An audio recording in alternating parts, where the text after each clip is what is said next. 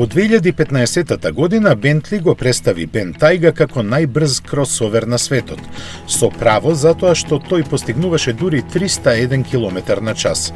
Но Ламборгини Урус, кој е побрз од него, го симна од тронот. Иако од исто семејство, британците со тоа не можеа да се помират и ја подготвија спид верзијата на Бентайга, која повторно ја врати титулата и тоа за само 1 км на час.